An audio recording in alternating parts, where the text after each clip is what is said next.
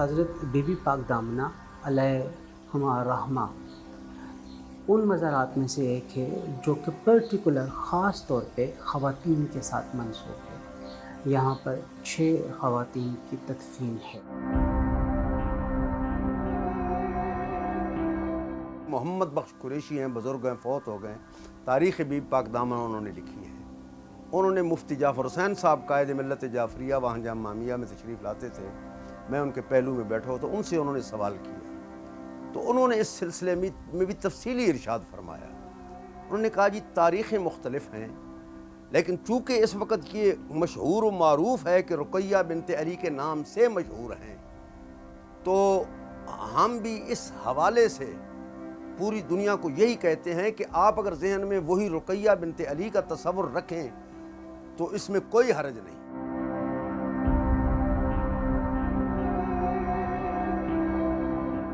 Karbala के वाक़या के बाद जो रूनमा हुआ, उसके बाद इनको इजाज़त दी गई कि वो मक्का छोड़ दें, मक्का मदीना छोड़ दें। छोड़ने के बाद ये बीबियाँ काफ़िले की सूरत में, इनमें पाक बीबी की बेटियाँ हैं, उनकी जो है नंदे लगती मुस्तमिन नकील उनकी हमशीरा है, वो आया काफ़िला। जब इस हित्ते में दाखिल हुआ, जो यहाँ का राजा था उसको पता लगा कि ये बीबियाँ सादात से हैं, आई हैं, तो उसको कहा गया कि इन्हें कैद कर लें।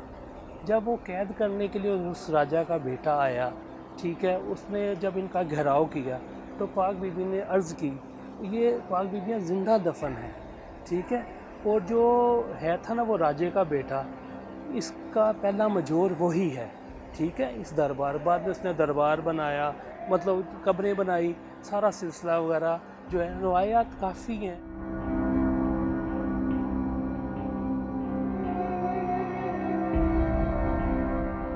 जिसके घर औलाद नहीं होती, ये 5 पत्ते ले जाता है, अल्लाह ताला उनको औलाद से नवाज देता है। ये सारी चीज़ें जो है ना, अल्लाह ताला ने ये हमारे लिए ये दर बहुत बड़ा दर है। ये मुझे तो बड़ा यकीन है, मैंने खुद मैं छोटे होते सलाम करने यहाँ पर आता था पाक बीबी के रोज़े पर, तो मेरी ख्वाहिश थी कि मैं यहाँ पर कोई खिदमत कर सकूँ। यहाँ पर रूहानी सुकून मिलता है।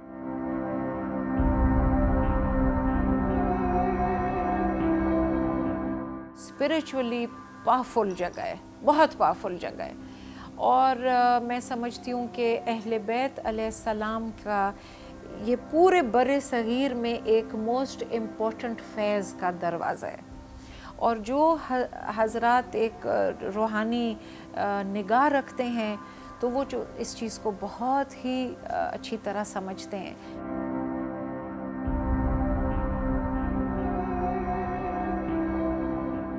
अहले सुन्नत के तनाजुर में या उनके नुक्ते नज़र में जो उनकी तारीख़ है वो ये बताती है कि 12वीं सदी ईस्वी के एक बुज़ुर्ग जो अकबरी मंडी के अंदर रहा करते थे, वहाँ पे उनका आज भी मज़ार है, सैयद अहमद तोख्ता तिरमिज़ी अलैहिर्रहमा, और उनके मज़ार के ऊपर ये एक कतबा भी कुनिंदा है कि ये वालिद गिरामी हैं हज़रत बीबी पाक दामना अलैहिर्रहमा के।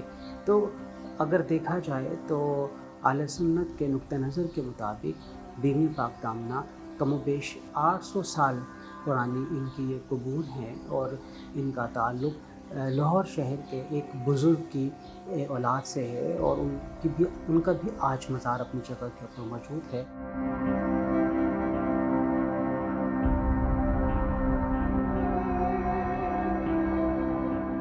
16 साल रहा हूँ मूची दरवाज़ा इमाम करत कॉलेज में, वहाँ अकबरी मंडी में, बल्कि वहाँ दरवाज़े के सामने मेरे मामू का घर मौलाना मुर्तज़ा हुसैन, वहीं पर मैं 3 साल रहा उसी दरवाज़े के।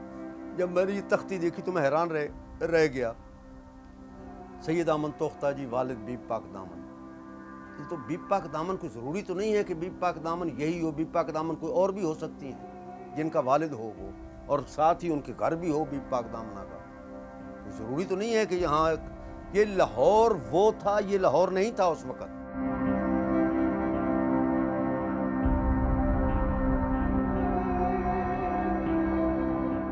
एक 1097 में हज़रत दाता साहब का इंतकाल हो जाता है और 1295 में अहमद तोख्ता का इंतकाल हो जाता है। दोनों में फ़र्क 218 साल का है।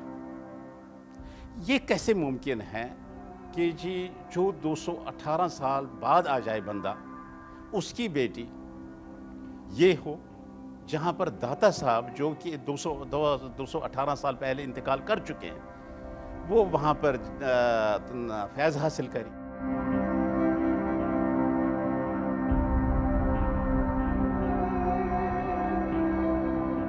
دمشق کے سب سے بڑے قبرستان میں موجود ہیں، جنہیں 70 سروں کا مزار کہا جاتا ہے۔ یہاں پہ کربلا کے ان شہداء کے سر مبارک مدفون ہیں جو شہید ہوئے تھے، اور اس کے بعد پھر وہ اسی ہی مزار میں حضرت رقیہ بنت علی رضی اللہ تعالی عنہما کا مزار بھی موجود ہے، جن پہ میری حاضری ہوئی۔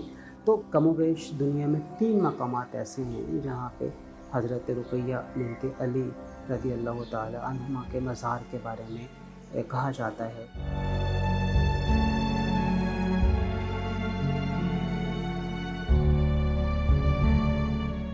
یہ تاریخی حوالے سے مختلف چیزیں ہو سکتی ہیں، لیکن جو آپ سوال کر رہے ہیں کوئی ضروری نہیں کہ وہی رقیہ ہو جو آپ کہہ رہے ہیں، یہاں بھی اور وہاں بھی۔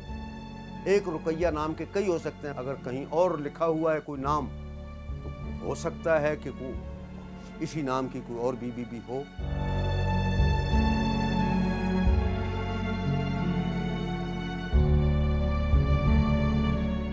ایک طویل سفر ہے یہاں سے، کم و بیش 4 سے 5 ہزار کلومیٹر کا سفر ہے۔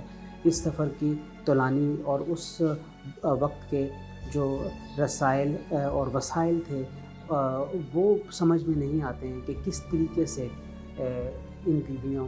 یہ بیویاں یہاں تک پہنچی ہیں اور پھر یہاں پہ ان کا جو مدفون ہوا ہے۔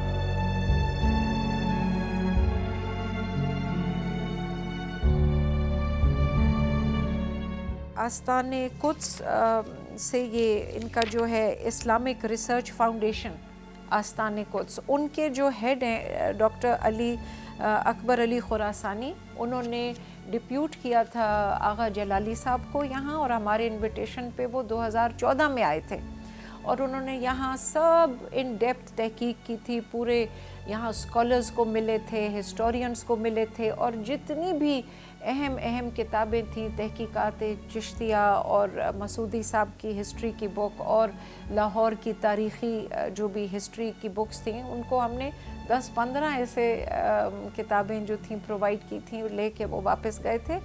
تو یہ پھر 2015 میں انہوں نے اوتھینٹیکیٹ کر کے وزیر اعلیٰ پنجاب کو انہوں نے باقاعدہ ایک سند کر کے دی تھی کہ جی ہمارے بھی ریسرچ کے مطابق ہم تائید کرتے ہیں کہ یہ حضرت رقیہ بنت علی علیہ السلام کی کا مزار ہے، اور اس کو جو ہے انٹرنیشنل لیول پہ ان کے شایان نشان اس کو ڈیولپ کیا جائے۔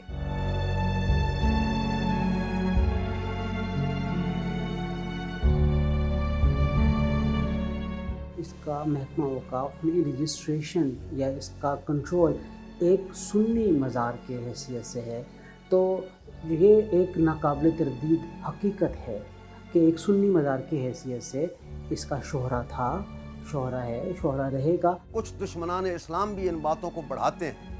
مثلا مثال کے طور پہ اسے مزار کو کوئی کہتا ہے سنی مزار ہے، کوئی کہتا ہے شیعہ مزار ہے، وہاں پر خلفائے راشدین کے نام لکھے ہوئے۔ ہمارے سامنے یہاں تاریخی واقعہ ہوا ہے، لڑائی ہوئی تھی، وہ نام مٹائے بھی گئے تھے، میری موجودگی میں مٹائے گئے تھے، پھر لڑائی ہوئی، پھر وہاں کے شیعہ اکابرین نے بیٹھ کر انہوں نے کہا جی تنازع نہ ہو، لکھ دو نام یہاں پر۔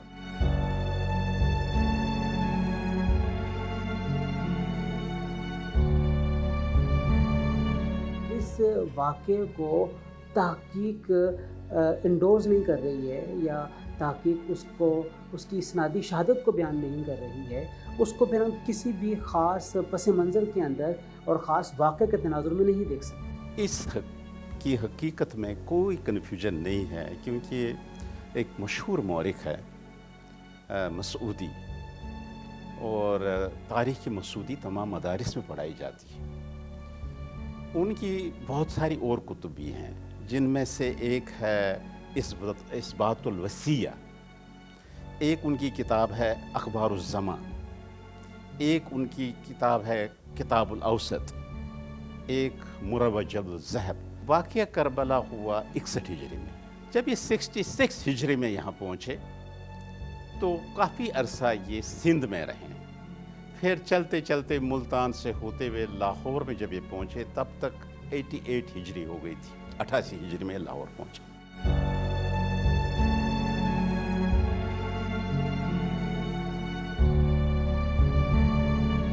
اس میں 27 کروڑ کا گرانٹ مختص ہوا تھا جی فرام دا پرائم منسٹر, اور وہ پیسے بھی پنجاب گورنمنٹ کو بھیج دیے گئے تھے.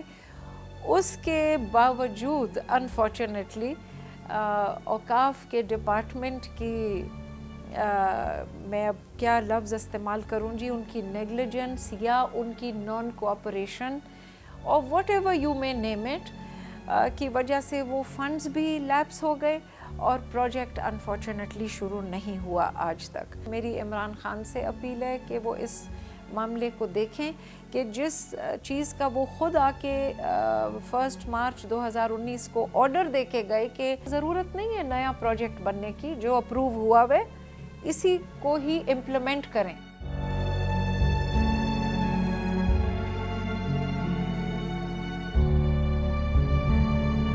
یہ در بہت بڑا در ہے, یہ علی مرتضیٰ کی صاحبزادی کا در ہے, اور اس پہ جو بھی آتا ہے فلاپ آتا ہے, جو صحیح نیک نیت سے آتا ہے, جنہیں یہ بلاتے ہیں وہ آتا ہے, کوئی دوسرا بندہ ادھر آ ہی نہیں سکتا.